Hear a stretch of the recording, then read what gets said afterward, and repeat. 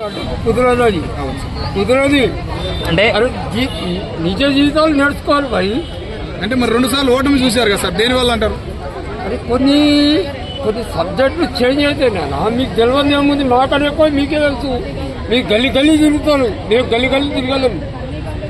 మీడియాలో అయితే గల్లీ గల్లీ తిరుగుతాను, ఆ గల్లీలో ఏముంది ఈ గల్లీలో ఏముందని మీరు తిరుగుతారు. మీకన్నా ఎక్కువ మేము తిరగలేము కొన్ని విషయాలలో. అంటే ఇప్పుడు చాలా మంది చదువుకోకుండా రాజకీయాలలోకి వస్తారు కదా, మరి నవీన్ యాదవ్ గారు ఇంజనీరింగ్ చేసి చదువుకోలేదు జీవితం అది అంటే చదువుకున్న వాళ్ళకి కొంచెం నాలెడ్జ్ ఉంటుంది కదా. ఫెయిల్ 3వ తరగతి ఫెయిల్ జీవితం అది.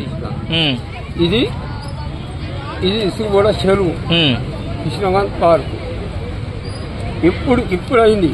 ఎప్పుడు చంద్రబాబు ఉమ్మడి రాష్ట్రంలో ఉన్నప్పుడు ఇదే చంద్రబాబు నాయుడు ఇదే మదననగర్లో చెరువు కట్ట ఏడో ఊసిపోతా అని చెప్పి మదననగర్లో మొత్తం కలిసి కొంతమంది, అంటే నేను అనొద్దు, కొంతమంది ఇది కొంచెం వెనకాల ఆంధ్ర వాళ్ళు అరే ఇక్కడ కొనొద్దు చెరువు కట్ట ఊసిపోతుంది అంటే చంద్రబాబు నాయుడు హెల్ప్ చేసాడు.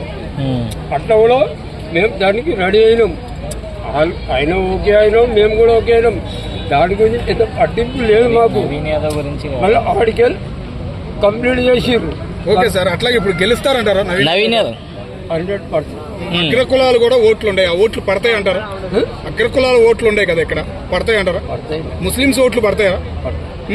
మరి ఏం చేయలేదంటారు కదా సార్ వాళ్ళకి. అట్లా ఏమైనా చేసిన మంచి ఓట్లు చెప్పండి మీరు. ఇప్పుడు మాతో మాట్లాడే ముందు అరే ధర్మసత్రం కాడికి పోతే నీకు అర్థమవుతుంది. ఇక్కడ కృష్ణకాంత్ పార్క్ కాడికి పోతే కష్టం.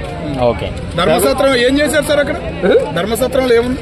ఇప్పుడు నువ్వు నేను కొట్లాడుకున్నాం అన్న, ఇది పంచాయతీ ఉందా అని అంటే ఏమైందిరా అంటావు. వాళ్ళ నాన్నగారు వచ్చేవాళ్ళు, ఈయన కూడా వస్తున్నాడు అట్లాగే. ఫస్ట్ వాళ్ళ నాన్న అదే వాళ్ళ నాన్నగారు సమస్యలు పరిష్కరించడంలో పేరుంది. నీ ఏజ్ వాళ్ళు నా ఏజ్ వాళ్ళు పోతే ఏమైందన్నా అంటాడు. అదే అలా ఇట్లా సంగతి సరే అన్నం తిన్నావా, ముందు అన్నం తిన్నాకో మాట్లాడతాం. ఓలాలు మాట్లాడు, అది కెపాసిటీ. అది అంతే తప్పించి కానీ ఇంకోటి లేదు సబ్జెక్ట్ అంతే. నవీన్ యాదవ్ గురించి బ్యాడ్ నేమ్ మాట్లాడే ఎవరికంత సీన్ లేదు. కరెక్ట్ చెప్తున్నా. హరీష్ రావు గాని, కేసీఆర్ గాని, కేటీఆర్ అరే వాళ్ళకి రథం ఇప్పించాడే ఫస్ట్లా. ఇంకోటి రమ్మని ఈ ఆఫీసులోకి రమ్మని, ధర్మసూత్రానికి రమ్మని. నేను ఇప్పుడు మాట్లాడుతున్నాను. ఇప్పించాలని చెప్పి ముక్కు నాలుగు రాసుకుంటా, ఏమో రాసుకోమని. Okay, thank you.